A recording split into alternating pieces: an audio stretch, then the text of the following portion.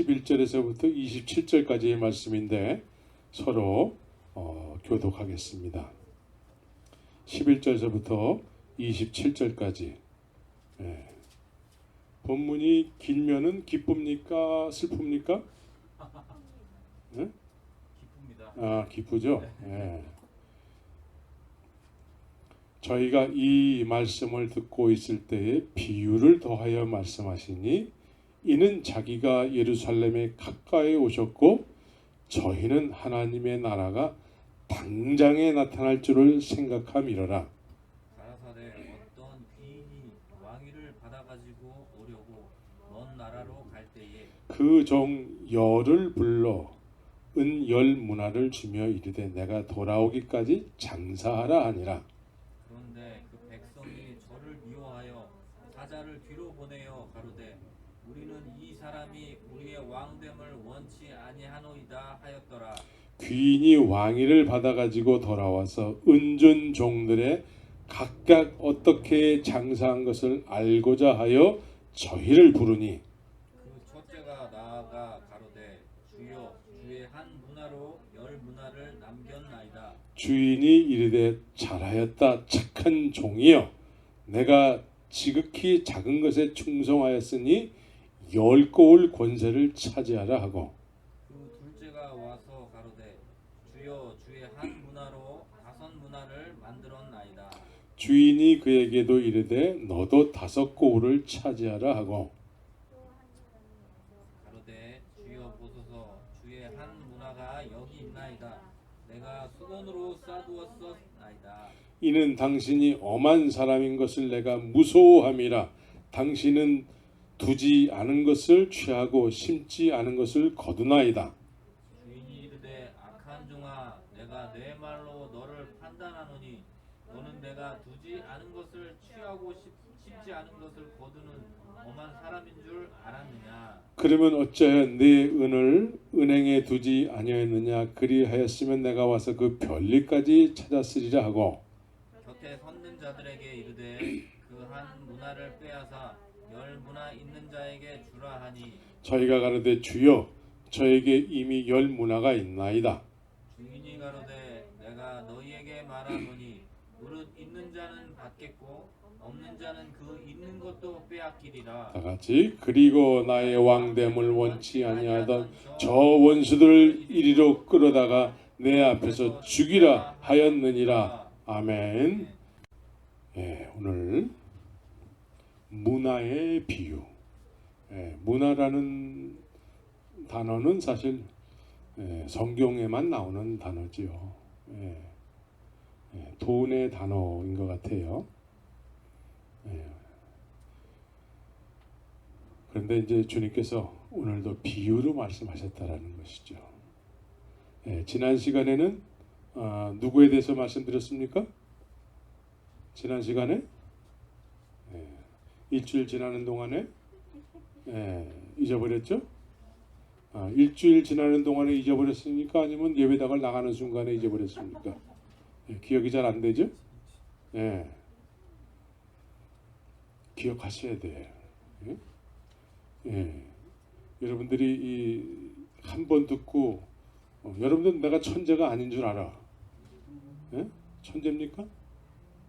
아니잖아요. 그러니까 한 번 들어가지고 몰라. 자꾸 들어야 돼.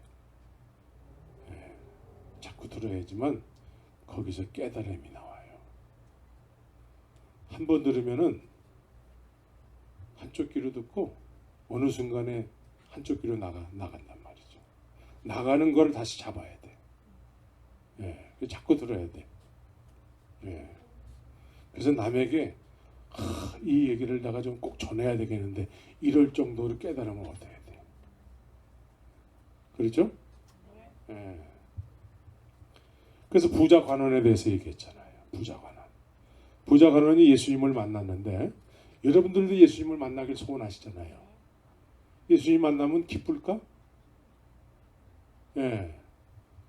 해피엔딩일까요? 예수님 만나면 해피엔딩일까요? 근데 이 부자 관원은 예수님을 만났는데 해피엔딩이 아니었어요.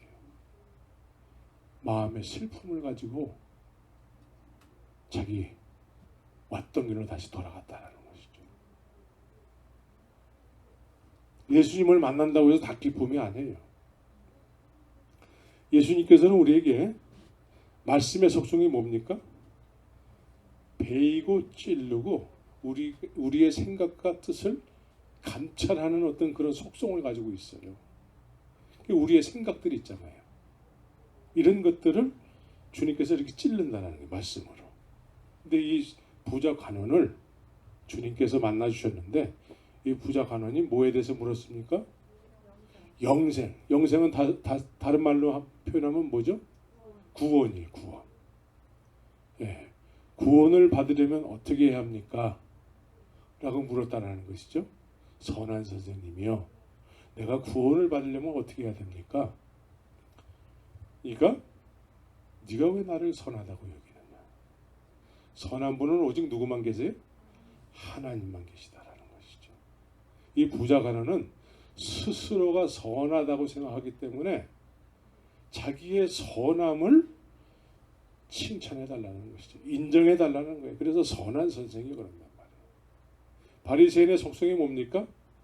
내 편이냐 아니냐예요. 내 편이냐 아니냐.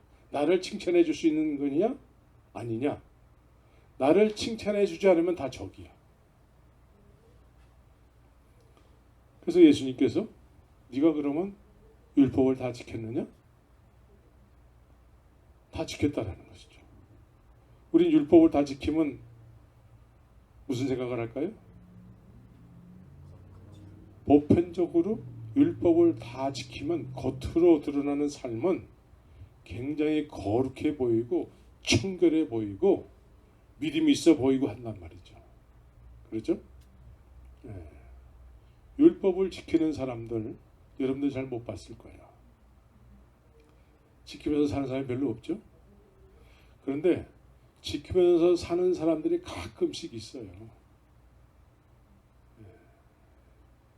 미국 사람들 중에는 그 여자는 치마를 입고 머리에는 이 버프로를 뒤집어 쓰고 그리고 아주 청결하게 그렇게 사는 사람들이 있어요. 진짜 믿음이 있어 보여요. 그 사람들을 폄하하는 것이 아니라 이게 율법을 스스로 지키면은 내가 뭔가 이렇게 지킨다고 생각하면은 스스로 어떻게 생각할까요? 믿음이 있다고 생각한다는 것이죠. 그래서 나 어려서부터 그거 다 했어요. 어려서부터. 여러분들은 예배당 생활 언제부터 했죠? 근데 이 사람은 모태신앙이야. 모태신앙. 유대인들은 다 모태신앙이에요. 모태신앙. 어려서부터 토라를 막 외워요. 성경을 막 외운다니까.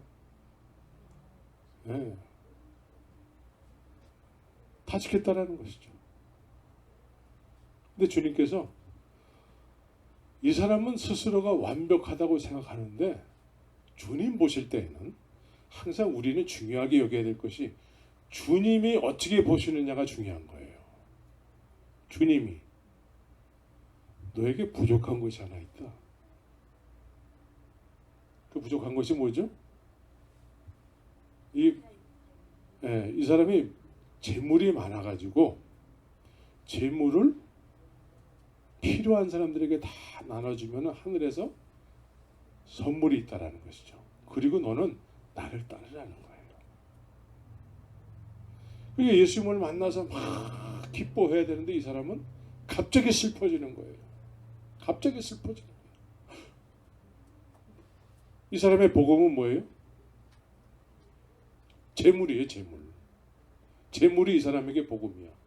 겉으로는 율법을 다 지켰지만 이 사람에게 생명은 재물이라는 거죠. 그런데 예수님이 생명이 되어야 되잖아요. 예수님이 복음이시잖아요. 네가 가지고 있는 재물과 내가 너에게 생명이 되어줄 텐데 나하고 바꾸자는 거예요. 그런데 이 사람은 재물이 복음이야. 재물이 못 바꾸겠다라는 거예요. 그래서 예수님을 만났는데도 영생이 이루어지지 못했습니다. 예수님을 다 만난다고 해서 복이 아니에요. 이 사람한테는 오히려 슬픔이 됐어요.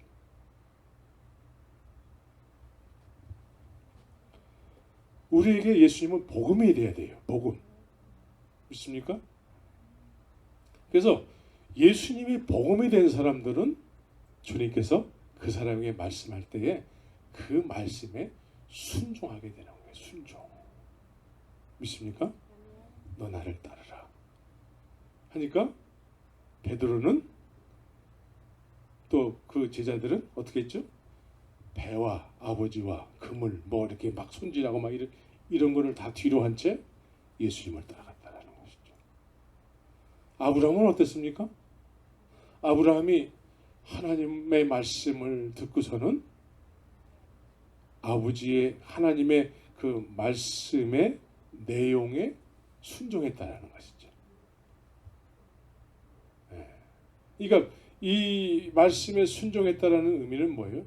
지금까지 이 사람이 생명처럼 또 이렇게 여겼던 것들은 이제 더 이상 중요하지 않다라는 것이죠. 그리고 나를 만나신 주님이 이제는 내 인생의 전부가 됐기 때문에 본토 친척 아비 집을 뒤로 한 채 그 말씀을 쫓아서 새로운 인생을 떠나가게 되는 것이죠. 이것을 우리는 거듭남이라고 얘기하는 거예요. 새로운 인생을 사는 거예요. 새로운 인생. 새로운 인생을 산다고 해서 완벽해지는 게 아니에요. 이제 새로운 인생을 살기 시작했는데 우리의 지난날에 감춰졌던 죄들이 그때서부터 막 드러나기 시작하는 거예요. 죄들이 막 드러나는 거예요. 주님은 우리의 죄들을 다스리기 원하세요. 막 드러나가지고 너 원래 이래. 우리는 스스로 어떻게 생각하죠? 우리가 굉장히 괜찮은 사람으로 생각한단 말이죠. 그런데 어느 날 내가 의도했든 의도하지 않든 막 죄를 막 이렇게 내 죄가 모르는 내 죄가 막 드러나는 경우가 있거든요. 그때 막 당황을 하는 것이죠. 나 괜찮은 사람인 줄 알았더니 내가 이런 사람이었네. 그래서 우리의 인생은 주님께서 나를 위해서 십자가에서 죽으시고 부활하셨다라는데 죽으셨다라는데 주님이 나의 죄를 용서해 주셨다라는데 나의 죄가 얼마만한 죄가 용서받았는가 이것을 깨달아가는 여정이 되어야 되는 것이죠. 이걸 깨달아가야 돼요. 우리의 죄가 어떤 죄인지 깨달음이 없으면 그걸 반복적으로 하게 되는 것이죠. 우리의 인생, 남은 거듭남의 인생은 주님께서 나를 위해서 십자가에서 죽으실 정도의 그 나의 그 큰 찌들은 죄 있잖아요. 그것이 얼마만한 큰 죄인지를 살아가면서 문득문득 깨달아지는 것이죠. 그게 막 드러나는 것이죠. 그럴 때마다 회개하면서 감사하게 되는 것이죠. 감사가 없는 믿음은 아무것도 아니에요. 감사와 함께 동반돼서 오는 것이 뭐죠? 그게 기쁨이에요. 기쁨. 감사와 기쁨은 주님 앞에 기도로 표현되는 것이죠. 그리스도 안에 있는 사람들은 하나님께서 그런 모습을 보길 원한다는 거예요. 예배당만 다니는 걸 원치 않으세요.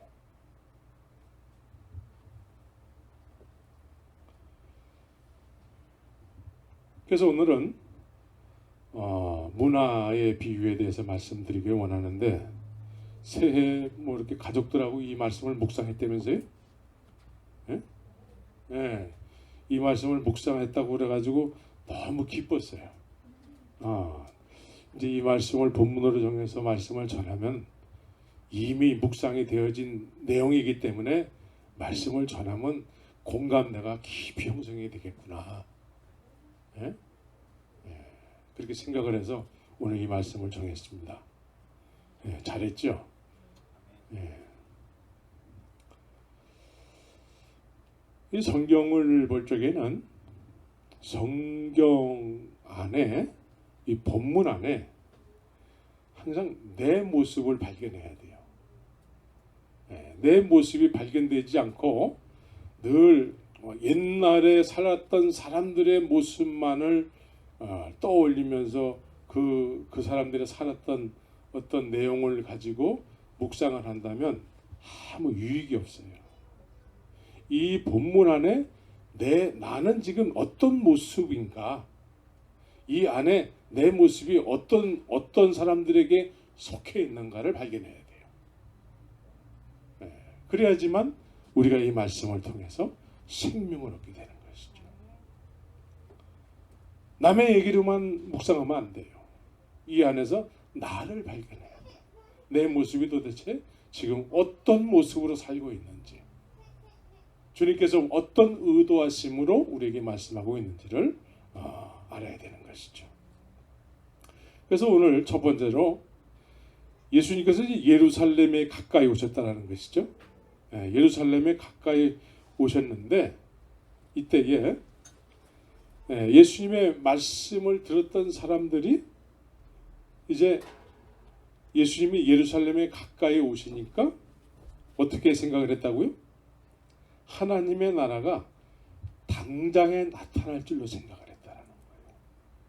예수님이 이제 예루살렘에 가까이 오시니까 야, 이제 예루살렘에 하나님의 나라가 임하겠구나, 이렇게 생각했다는 것이죠. 그래서 하나님의 나라에 대해서 예수님께서 문화의 비유를 통해서 풀어서 말씀하고 있는 내용이죠.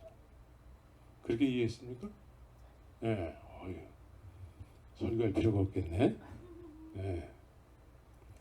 그래서 예수님께서는 하나님의 나라에 대한 올바른 이해를 하기 위해서 오늘 말씀을 하신다는 것이죠.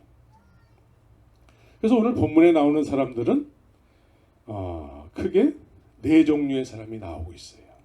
네 종류의 사람들. 이 네 종류의 사람 속에 여러분들이 어디에 속해 있는지를 발견해내야 되는 것이죠. 네. 여기 나는 없네. 그러면 성경을 잘못 보는 거예요. 이 안에서 내 모습이 발견돼야 돼요. 자, 첫 번째 사람들은 어떤 사람들이죠? 첫 번째 사람들은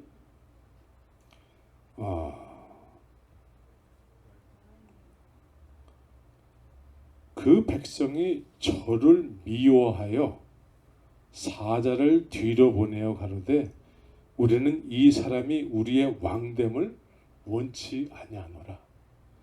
그러니까 이 주인이 이제 멀리 떠나서 왕권을 가지고 다시 오시는데 왕 되는 걸 원치 않는데요. 그런 부류의 사람이에요. 그렇죠? 두 번째는 이제 이 주인이 10명의 종들을 불러다가 은 한 문화씩을 다 나눠줬다라는 것이죠. 다 종들에게 나눠줬다는 거예요. 종들. 그래서 이 종들 중에 어떤 종은 한 문화를 받았는데 그 문화를 가지고 10배를 남기는 장사를 했다라는 것이죠. 10배를 남겼대요. 세 번째 사람은 5 문화를 남겼다는 것이죠. 네 번째 사람은 똑같이 한 문화를 받았는데 하나도 남기지 못하고 받은 것을 그대로 돌려줬다는 것이죠.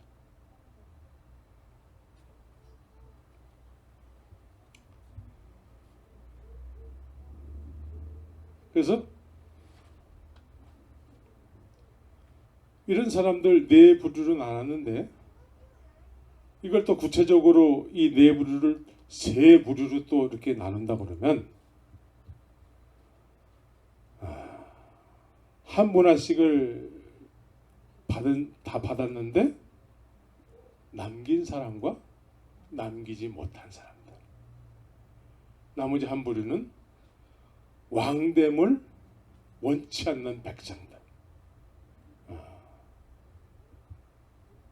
이렇게 나눠진다는 것이죠. 그래서 주인은 내가 돌아오기까지 장사하라라고 명을 했다라는 거예요. 그러니까 왕권을 가지고 다시 돌아오게 되는데 내가 돌아올 때까지 내가 너네들에게 나눠준 은 한 문화를 가지고 장사를 하라라고 명했다라는 것입니다. 장사를 하래요. 그러니까 이 종들이 다 한 문화씩을 받았어요.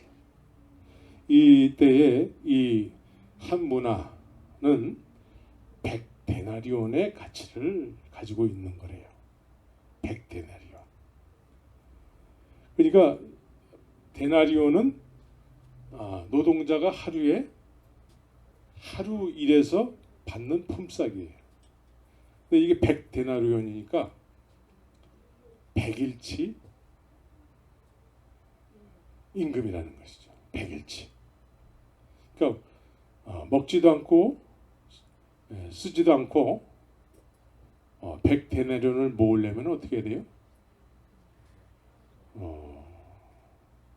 그렇게 살 수가 없잖아요. 먹지도 않고 쓰지도 않고. 그러니까 이 100데나리온의 돈을 소유하려면 적어도 1년 이상의 노동을 해야지만 소유할 수 있는 돈이라는 거죠. 그러니까 이걸로 장사 미천을 하라는 것이죠. 장사 미천. 근데 중요한 것은 여기서 여러분들이 정말 중요하게 여길 것은 장사를 해야 되는데 장사하는 환경이 중요해요. 장사하는 환경. 어떤 환경이죠? 주인으로부터 한 문화씩을 다 받았는데 이 종들이 장사해야 될 것은 그 한 문화를 준 그 주인을 왕으로 원치 않는 사람들이 살아가는 동네예요. 이 종들은 그 주인의 종들이지만 이 종들이 살아가는 그 도시는 자기들의 주인을 왕으로 허락지 않는, 원치 않고 미워하고 싫어하는 사람들이 사는 곳이라는 거예요.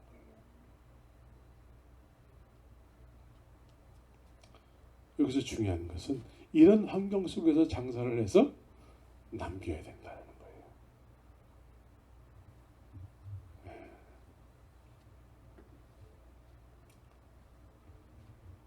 예수님께서 이 세상에 아기 예수로 오실 때에 유대인의 왕으로 오셨잖아요. 유대인의 왕.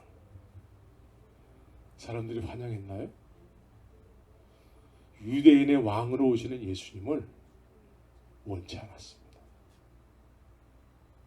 사람들 예루살렘 성 안에는 예수님을 환영하는 사람들이 없었어요. 미워하고 죽이려고 하고 예수님의 왕권을 인정하지 않는 것이죠.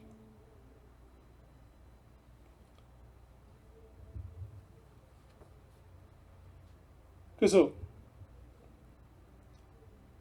예루살렘 성 안에는 그런 사람들이 모여 살았다라는 것이죠.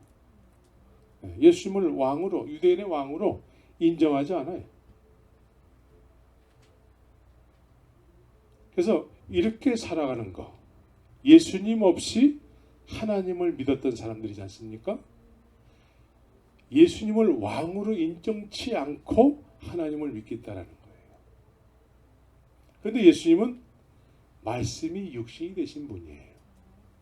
예수님은 말씀이 육신이 되신 분이고, 태초에 말씀이 계시니라, 이 말씀이 하나님과 함께 계셨으니 이 말씀은 하나님이시라. 말씀이 하나님이래. 근데 예수 없이 하나님을 믿는다라는 의미는 뭐예요? 말씀 없이 하나님을 믿겠다라는 거예요. 오늘날 예수를 믿는데 말씀 없이 예수를 믿겠다는 거가 똑같은 거예요. 말씀 없이. 그래서 말씀 없이 예수를 믿겠다고 하는 사람들이 주관하는 도시였다라는 것이죠. 말씀 없이 하나님을 믿는 사람들, 예수 없이 하나님을 믿겠다고 하는 사람들, 이런 사람들이 하나님을 믿는 믿음을 주도하고 있어요. 예수 없이 하나님을 믿겠다고 하는 사람들이 하나님을 믿는 믿음의 개념에 대해서 이 사람들이 주관하고 주도하고 있다는 거예요. 유대인의 왕을 인정치 않는 사람들이 하나님을 믿는다고 하는 그 믿음을 주관하고 있다는 거예요. 그런데 이 주인이 이런 사람들이 주도하는 곳에서 종들에게 한 문화씩 나눠줬다라는 거예요. 이런 환경 속에서 장사해라. 내가 왕권을 가지고 다시 돌아오게 될 텐데 그때까지 장사해라. 이렇게 말씀하고 있는 것이죠.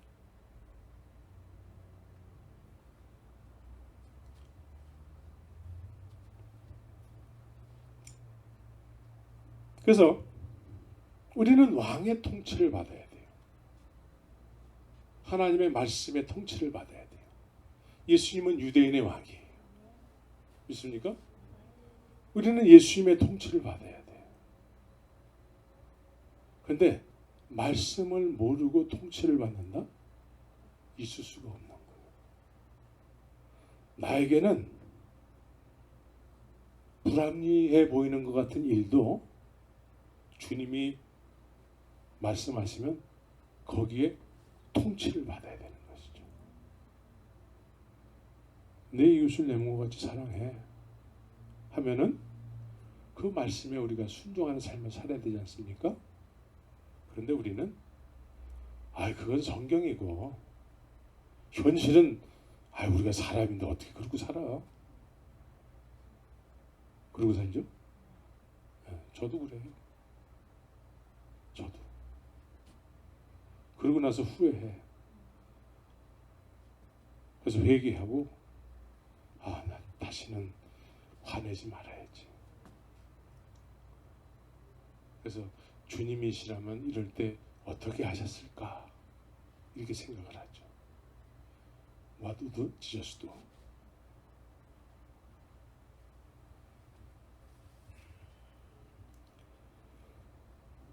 왕의 통치를 받아야 되는 사람들이 통치를 받기를 싫어하고 자기가 주인이 돼서 살겠다라는 것이죠. 그래서 보통 내 몸은 내 거야. 내 몸 내 거잖아. 내 몸 내가 마음대로 해야지. 내 돈? 이거 내 거야. 내가 마음대로 살기 위해서 내가 번 돈이야. 그러면서 우리는 내가 왕이 돼서 내가 주인이 돼서 살아가는 것이죠. 우리는 주님의 통치를 받아야 되는데 내 거 하면서 주님의 통치를 받지 않는 것이죠. 내가 영적인 유대인의 왕이라면 유대인의 왕의 통치를 받아야 되는 건 맞죠? 그런데 내가 그걸 거부한다라는 거예요.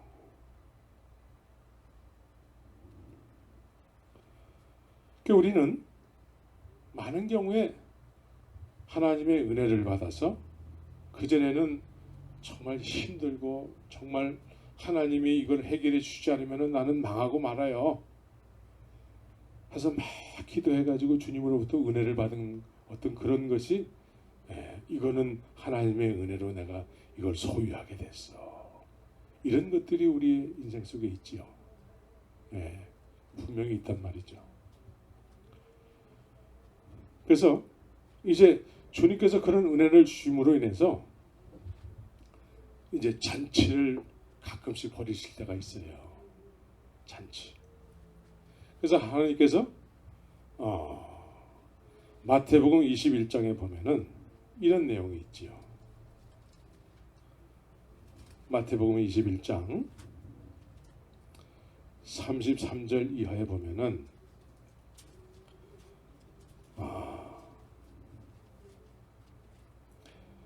한 집 주인이 포도원을 만들고 산울로 두르고 거기 즙자는 구유를 파고 망대를 짓고 농부들에게 세를 주고 타국에 갔더니, 그러니까 이제 이 사람들에게 삶의 미천을 만들어 줬다라는 것이죠. 그리고 저는 이제 실과 때가 가까움에 그 실과를 받으려고 자기 종들을 농부에게 보내니 농부를 막 때리고 이제 소출의 일부를 돌려줘야 될 텐데 안 돌려주는 거지요. 그 아들을 보내니까 아들을 죽였다라는 것이죠. 그리고 22장에 보면은 천국은 마치 자기 아들을 위하여 혼인잔치를 베푼 어떤 임금과 같으니 그래요. 천국은 하나님의 나라는 자기 아들을 위하여 혼인잔치를 베푼 어떤 임금과 같다는 것이죠. 그래서 그 종들을 보내어 그 청한 사람들을 혼인잔치에 오라 하였더니 혼인잔치의 사람들을 청했다라는 거예요. 근데 보통 혼인잔치에 청하는 사람들은 어떤 사람들이죠? 관계가 있는 사람들을 청한다라는 것이죠. 관계가 있는 사람들. 그래서 청했더니 어떤 사람은 나의 소와 살찐 짐승을 잡고 모든 것을 갖추신 혼인잔치에 오셔서 하라 했더니 저희가 돌아보지도 않고 하나는 자기 밭으로 하나는 자기 상업차로 가고 그 남은 자들은 종들을 잡아 능욕하고 죽이니 그래요. 그러니까 돌아보지도 않고 나 지금 바쁘다라는 거죠. 나 바빠요. 못 가요. 왜 못 갈까요? 이것이 왜 바쁜 일이 왜 생겼을까요? 누구에 의해서? 하나님의 은혜를 통해서 우리 인생에 이것이 없을 때는 나 죽을 것 같아요. 나에게 물질의 복을 주시옵소서 막 해가지고 주님께서 정작 그걸 주셨다라는 거예요. 주시니까 이제 그 일이 막 바빠졌어요.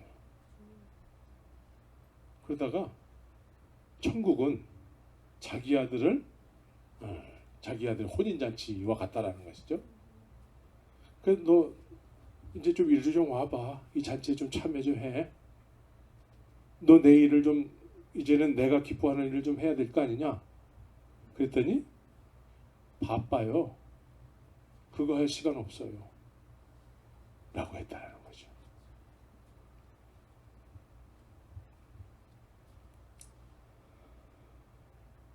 라오디게아 교회가 보통 교회는 돈이 많아서 교회를 시작하지 않아요. 아주 힘들고 어려울 때 한국 교회는 특별히 힘들고 가난한 저 산동네에서부터 교회가 시작됐어요. 산동네에서 저 불광동의 그 산동네 거기에서 천막을 짓고 옛날에는 천막에다가 가만히 요즘은 가만히 구경하기가 힘들죠. 옛날에 가만히가 있어서 가만히 쌀도 가만히에다 담았어요. 가만히를 이렇게 펴고 거기에 앉아가지고 새벽기도 하고 철야기도 하고 그렇게 예배를 드렸어요. 그래서 그때에 기도해가지고 한국이 지금 이렇게 잘 된 것이죠. 한국이 지금 이렇게 흥하게 된 것이죠. 어떤 부흥 강사가 그래요. 어떤 엄마가 코찔찔이 아들에게 흥해, 코 풀라고 흥해 그래가지고 한국이 그렇게 흥해야겠다고 우스갯소리로. 그래서 풍요롭게 됐어요. 한국이. 이제 부족할 것이 없게 된 것이죠. 부족할 것이 없고 재물이 많고 그러면 우리는 어떻게 될까요? 우리의 신앙생활의 모습은 어떨까요? 우리 신앙생활의 모습은 뜨겁지도 않고 차지도 않아요. 미적지근하게 돼요. 왜? 부족할 것이 없기 때문에. 그래서 예수님도 필요 없어. 예수님은 문 바깥에서 문을 두드리고 계시는 거예요. 예수님이 필요 없어요. 교회인데 예수님을 필요로 하지 않아. 우린 물질이 있기 때문에 우린 괜찮다라는 것이죠. 그러는 순간에 세상은 이렇게 복음이 없는 세상이 되어버린 거예요.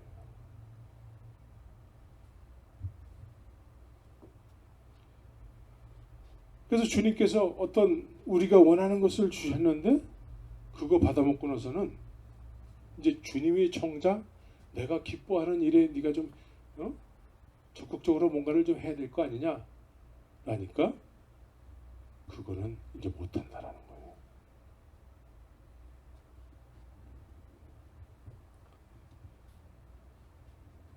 그래서 이제 내 거라는 것이죠. 하나님께서 주셨는데 그게 내 거라는 거예요. 내 거. 그게 내 거니까 내 마음대로 하면서 살겠다라는 것이죠. 그래서 왕의 통치를 받지 않는 거예요. 오늘날의 한국교회가 그렇고 오늘날의 많은 사람들이 그런 경우가 많이 있습니다. 예. 그래서 이런 왕의 통치를 받기를 싫어하고 거부하는 백성들에 대해서 비유로 말씀하고 계시는 것이죠. 그래서 실제적으로 이런 사람들에게 속한 사람들을 보게 되면은 말로는 다 하나님을 믿는다고 그래요. 말로는 하나님을 믿는다고 하지만 실제적으로는 자기 멋대로 살아요. 자기 멋대로. 말씀에 의한 삶을 살아야 하는데 말씀을 멀리하고 관심도 없고 주의 뜻이 뭔지도 모르고 그냥 주일날 예배당 가가지고 그냥 조금 사람들 앞에서 뭐 좀 봉사하고 이러는 것이 믿음의 본질로 생각하게 된다는 것이죠.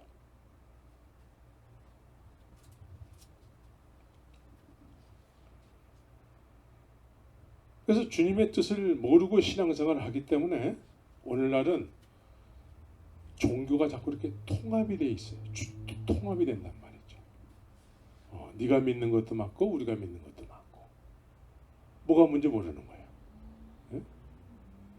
그래서 유명한 어떤 한국의 어떤 최고 유명한 목사님이 저기 불교대학교에 가가지고 기독교에는 기독교의 구원이 있고 불교에는 불교의 구원이 있다라고 헛소리를 했단 말이죠. 그거 들어봤죠? 이렇게 자꾸 헛소리를 하게 되는 거예요. 주의 뜻을 모르기 때문에.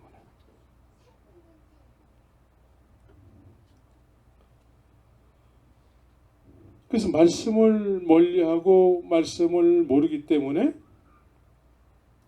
다시 오실 왕권을 가지고 다시 오실 주인을, 그 왕을 기다리지 않아요. 그래서 우리의 삶을 실제적으로 여러분들의 삶을 통해서 여러분들은 지금 다시 오실 주님을 기대하고 기다리고 기도하면서 그렇게 살고 있습니까? 주님 다시 오실까요? 실제적으로 그걸 준비하고 있습니까? 언제 오실지 몰라. 언제 오실지 모르지만 분명히 오신다고 약속을 하고 있고 오늘 본문에서도 내가 다시 오게 되는데 그때까지 너희들은 장사를 해 라고 말씀했다라는 것이죠. 그럼 우리가 이 말씀을 믿고 신앙생활을 한다고 한다면 다시 오실 주님을 늘 염두에 두고 살아가게 된다는 것이죠. 이것이 슬기로운 처녀와 미련한 처녀로 나눠지게 되는 것이죠. 그래서 슬기로운 처녀와 미련한 처녀는 주님이 다시 오신다고 약속을 했는데 다시 오시지 않는다는 거죠. 오셔도 지금은 오시지 않아. 그리고 슬기로운 처녀와 미련한 처녀가 하는 일이 뭐예요? 이 사람들의 주된 잡이 뭐예요? 신부를 단장시키는 일이야. 신부를 다시 오실 신랑 앞에 이 신부를 단장해서 세우는 일을 하는 사람들이거든요. 그렇죠? 그런데 지금 신랑이 안 와. 지금 올 것 같지 않아. 그럼 이 사람들 뭐 할까요? 신부를 위해서 단장하고 그러지 않아요. 또 그 일이 지금 내가 할 일이 아니야. 지금 이 사람들은 뭐 하죠? 먹고 마시고 노는 거야. 이 땅에서 이들의 신은 배가 되게 되는 것이죠. 배. 불의의 재물, 정함이 없는 재물에 늘 관심이 있어서 재물을 자꾸 쌓는데 목적이 있는 것이고, 또 신부를 단장시키는 일에 목적이 있어야 되는데 신부를 단장시킨다고 하는 그런 역할을 맡았는데 그 일을 한답시고 자기의 재물을 자꾸 챙기는 것이죠. 그런 일들이 지금 한국에 많이 벌어지고 있죠. 어떤 사람은 작게는 수십억, 어떤 사람은 수백억. 그 자기 재물을 관리하던 어떤 장로가 막 자살도 했는데 그게 법정에서도 다 공개가 됐는데 자기 아니래.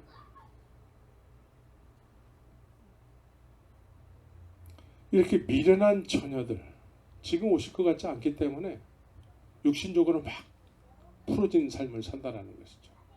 이런 사람들에게 관리를 받는 신부들은 어떨까? 이런 사람들에게 관리를 받는 신부들, 신부들 눈은 늘 눈이 퉁퉁 붓도록 잠을 자고, 머리는 감지 않아 가지고 새집이 막 져 있고,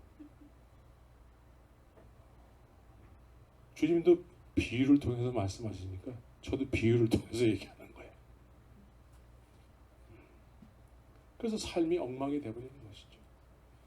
겉으로는 예수를 믿는데 삶 속에서는 엉망인 삶을 사는 거예요. 그래서 이런 사람들 소경이 소경을 인도한다 그랬죠. 참 불쌍한 사람들이죠. 응? 소경들은 누군가의 인도를 받아야 돼. 그러죠? 그런데 그 인도하는 사람도 소경이면은 이 사람들의 소신은 항상 잘못된 길을 가는데도 옳은 길을 간다라고 스스로들은 이런 확신을 가지고 그 길을 가고 있습니다. 확신을. 둘 다 소경이야. 근데 지금 옳은 길 가고 있는 거지요. 옳은 길 가고 있는 거야. 둘 다 근데 잘못된 길을 가고 있어.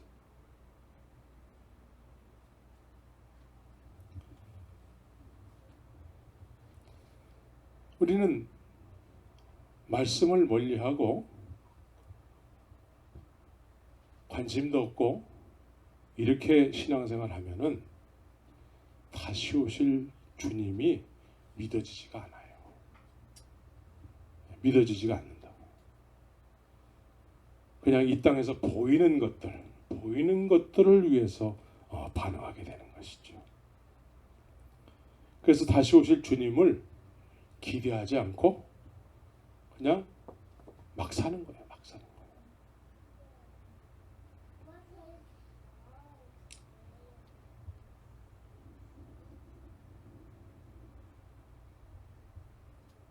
그러나 다시 오실 주님을 늘 기대하면서 또 주님께서 내가 올 때까지 장사하고 있어. 이런 사람들의 삶은 분명한 목적이 있죠. 그러니까 다시 오신다라는 거죠. 다시 오신다. 여러분들이 다시 오실 예수님을 확신하고 있어야 되는 것이죠. 그렇게 믿고 있습니까? 아멘을 모든 사람들이 아멘 그래요. 이렇게 물어보면은 근데 실제적인 삶을 돌아가서는 내가 언제 아멘 했어요. 그러고 사는 경우가 많은 거예요.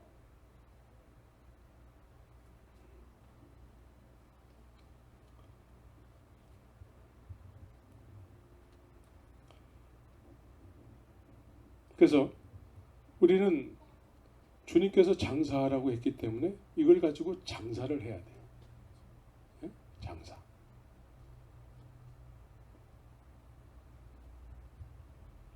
그래서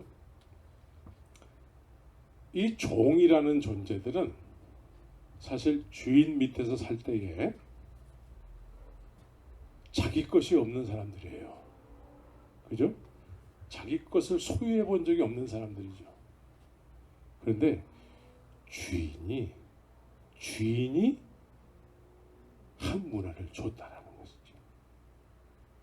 그 이거를 받는 순간에 이걸 받아가지고 또 장사를 하라고 하시니까 이걸 받는 순간에 이것이 복음이잖아요. 한 번도 가져보지 못한 것을 소유하게 됐으니까. 여러분들에게 이런 기억이 있습니까? 주님으로부터 나에게 어떤 선물을 주셨다라는 것이죠. 너 이거 가지고 내 인생을 새롭게 한번 살아봐.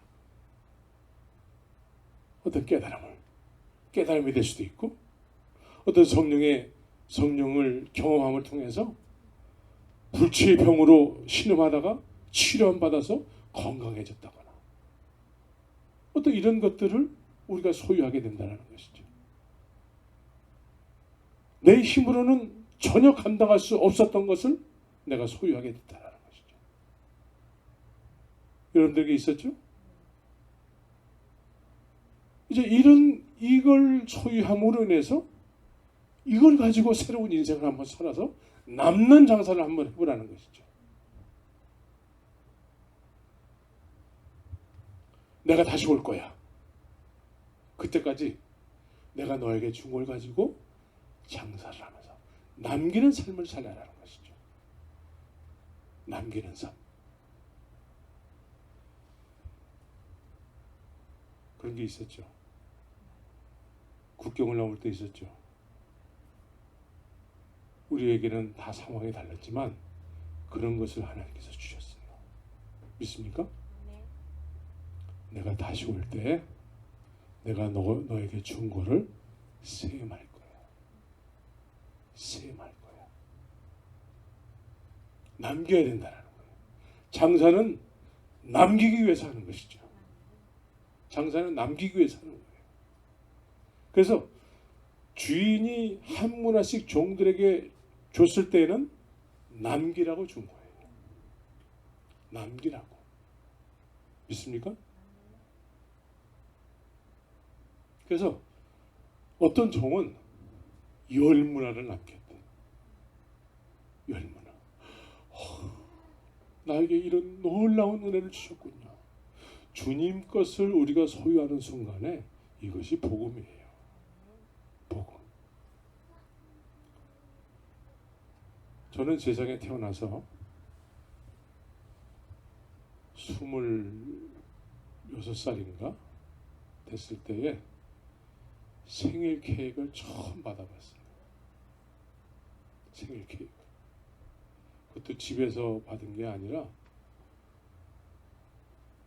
미국에 와가지고 어느 직장에 들어갔는데 점심 먹고 이렇게 탁 들어가니까 저 뒤에 생일 케이크 있고 거기에 이렇게 촛불이 이렇게 붙어 있더라고. 그래서 야, 저걸 왜 저기다가 이렇게 켜놨지? 그래서 제가 이제 밥 먹고 이렇게 그 뒤에 창고를 이렇게 갔더니 제가 가자마자 사람들이 해피 버스데이 막 이렇게 노래를 불러주는 거예요. 한 번도 그때까지 생일 케이크를 받아본 적이 없고 미역국도 먹어본 기억이 별로 없어요.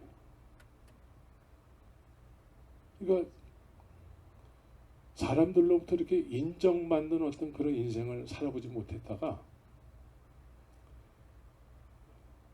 전혀 관계도 없는 사람들이 저희를 이렇게 생일을 통해서 케이크를 통해서 저를 인정해 주는 거에 대해서 너무나 감사하게 됐어요.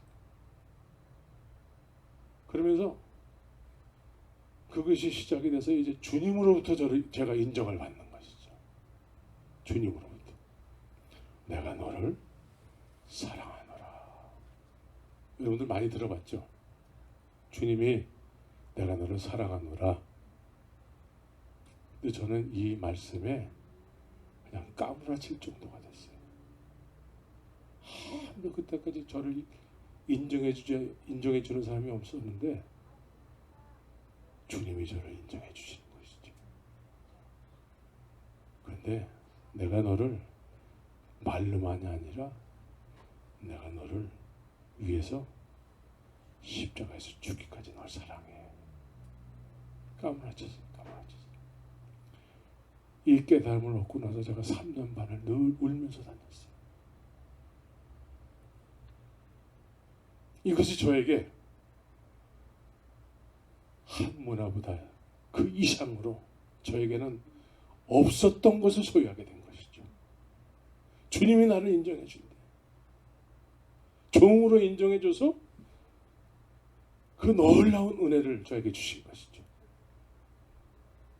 이것을 소유하는 순간에 가만히 있을 수가 없는 거예요. 가만히 참을 수가 없어요. 사도 바울은 내가 이것을 전하지 않으면 내게 화가 미칠 것 같아. 내가 그 말씀이 이해가 되더라고. 가만히 있을 수가 없어. 그래서 기도하고 싶어서 기도했고, 우리 여러분들 기도하고 싶어서 기도하죠? 네. 마지못해서 하는 것 같네. 그때서부터 새벽에 막 기도하고 싶어서 교회 가게 되더라고.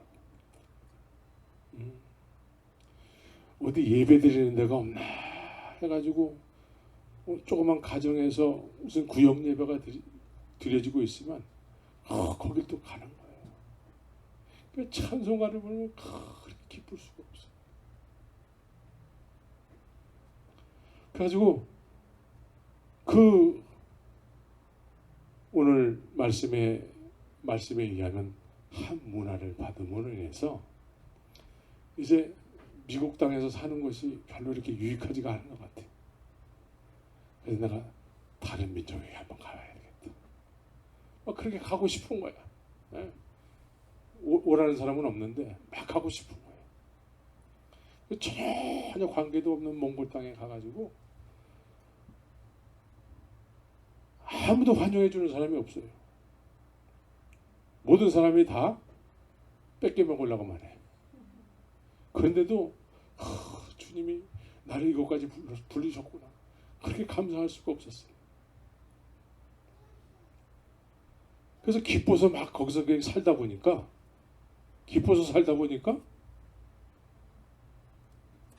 사람들이 그냥 다들 믿겠대.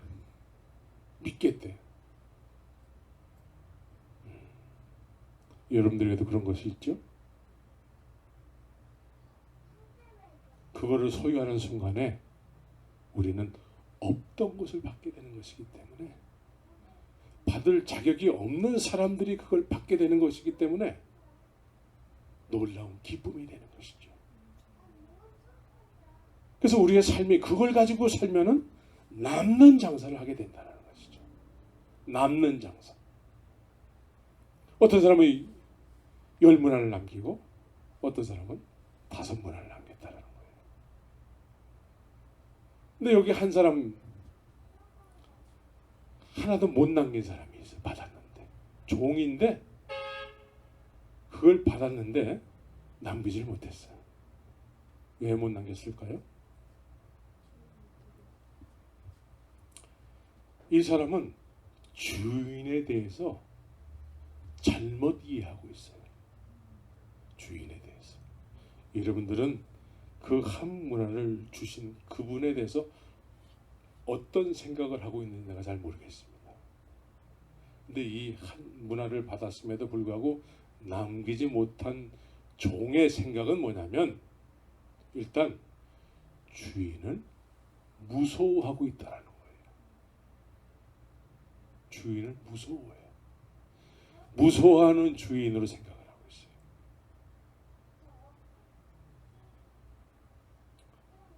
여러분들은 여러분들에게 은혜를 베풀어 주신 주님을 어떻게 생각하고 있습니까? 아버지처럼 생각이 됩니까? 아니면 무서운 옆집 아저씨처럼 생각이 됩니까? 무서운 옆집 아저씨처럼 생각이 되면은 그걸 잃어버리면은 혼날까봐 무서운 거야. 그래서 아무것도 못하는 거야. 이건 뭐죠? 하나님을 두려워하는 율법주의에 빠지는 거예요. 율법주의. 그래서 신앙생활 하더라도 하나님이 무서워서 신앙생활 하는 사람들이 많아요. 교회에 안 가면 하나님이 나한테 벌할 거야. 그런데 그거를 코로나가 좀 깨뜨리고 있습니다. 교회를 안 가도 아무 일이 없네. 이제는 이런 사람들은 어떻게 생각할까? 이제 교회 안 가도 되겠구나. 교회 안 가는 것이 기쁨이 될 거예요. 율법주의예요. 율법주의. 율법주의는 남기지 못하게 되는 것이죠. 그냥 겨우 자기 혼자 막 지키고 겨우 자기 혼자 신앙생활 하는 거예요. 겨우 자기 혼자 신앙생활. 그래서 지키는 거에 힘을 쓰는 것이죠. 안 지키면은 혼나니까. 안 지키면 혼나니까. 근데 주인을 어떻게 생각하느냐에 따라서 남기고 못 남기고 하는 것인데, 남긴 사람들은 그 주인이 장사라고 했으니까 그것이 기쁜 거예요. 종들을 인정해 줬다는 것이죠. 주인이 그 종들을 인정하지 못하면 그거 주지 못해요. 그렇죠? 그걸 받는 순간에 나 인정받았어요. 하나님이 나 인정해 줬어요. 감사와 기쁨으로 나를 인정해 주신 주님을 증언하게 되는 것이죠. 근데 율법주의에 빠진 사람들은 언제나 늘 하나님이 무서운 존재예요. 그래서 자기 혼자 겨우 신앙생활 하는 거예요. 겨우 교회 갔다 오면 땡. 나 오늘 지켰어. 무서운 주님 앞에서 나 지켰어. 이게 율법주의예요. 율법주의는 하나님의 은혜를 받았지만 남기지 못한 것이죠. 남기지 못한 사람은 주님이 어떻게 하시죠? 남기지 못한 사람들. 악한 종아 그래요. 악한 종이래. 그래서 그 하나 돌려준 거를 그걸 있는 사람한테 얹어서 준다는 거예요. 그러면 빼앗긴다라는 거예요. 빼앗긴다. 하나 있는 것마저 빼앗긴다라는 거예요. 빼앗기게 되면 어떻게 될까요? 이제 그나마 지키는 신앙생활도 못하게 된다는 거예요. 오늘날 그런 시대가 됐어요. 이제 하고 싶어도 못해. 하고 싶어도 못해.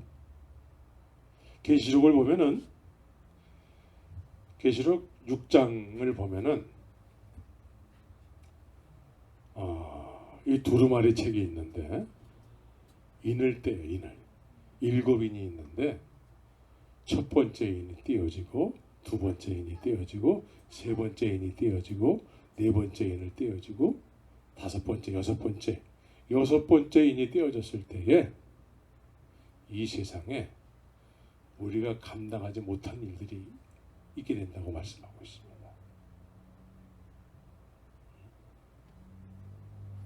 우리가 감당하지 못하는 일들이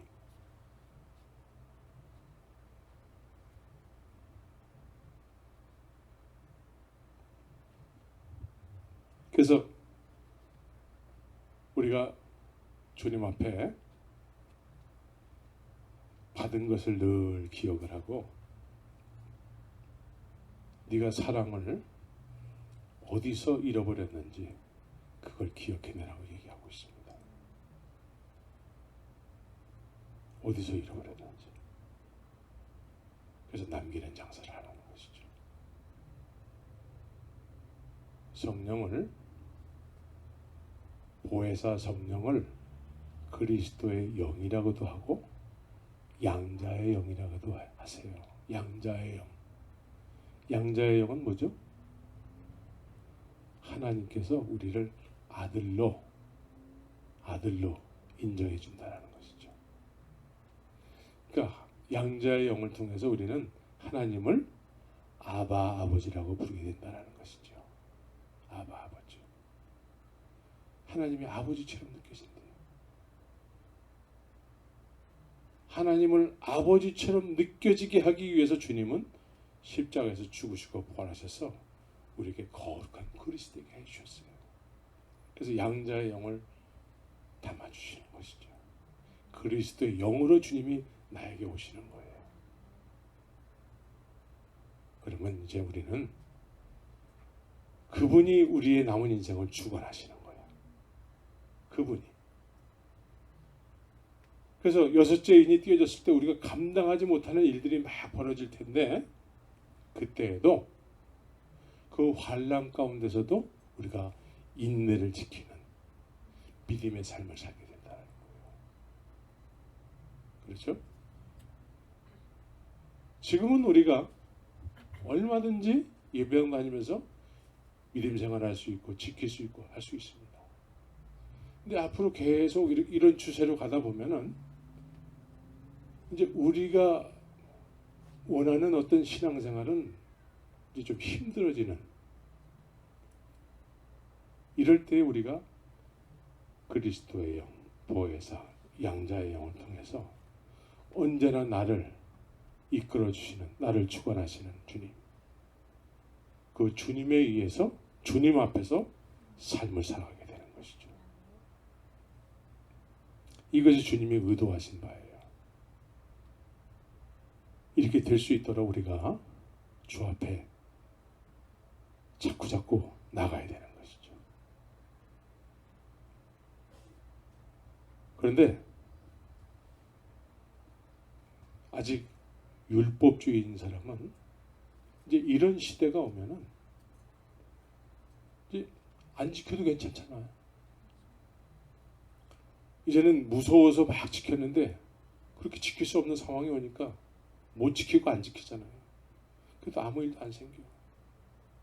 오히려 이제는 그렇게 못하게 하는 시대가 오는 것이죠. 불법의 시대. 신앙생활을 못하게 하는 시대. 이때에 남기는 삶을 통해서 이제 그리스도의 영에 의해서 양자의 영을 통해서 하나님을 아버지처럼 느껴지는 사람들, 하나님을 아버지처럼 느껴져야 되겠죠? 예. 그래서 잘못을 하더라도 나를 늘 벌하시는 하나님이면은, 응? 잘못하면 도망가겠죠. 그런데 아버지처럼 느껴지게 되면 잘못했지만 아빠 나 이거 오늘 잘못했어요. 사도신경 할 적에 마지막에 어떤 내용이 있죠? 우리의 죄를 사하여 주시고, 우리의 죄를 사하여 주시는 아빠, 아버지 되시는, 아버지처럼 느껴지는 하나님이셔야 됩니다. 그래야지만 여러분들이 정말 십자가의 공로를 의지해서 남은 인생을 살게 되는 것입니다. 십자가 공로 없이 신앙생활을 하게 되면은 앞으로 신앙생활을 못하게 되는 시대가 자꾸 온다니까.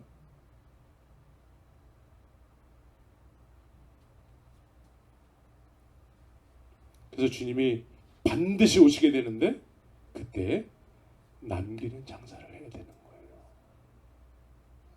남기는 장사. 네. 그냥 아들을 낳아가지고 이렇게 남기는 거 말고 영적인 자식 있잖아요. 그죠? 네. 영적인 자식을 낳아야 돼요. 가슴으로 낳는 자식들. 네. 수십 년 신앙생활 했지 않습니까?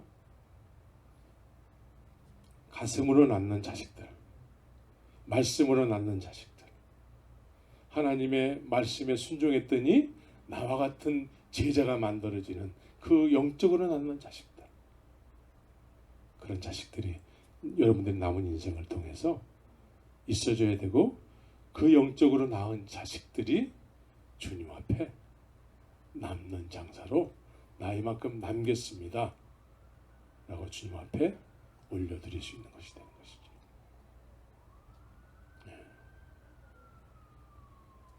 그렇죠? 그래서 남은 인생을 그렇게 남기는 삶을 사시기를 예수의 이름으로 축원합니다. 같이 기도하겠습니다.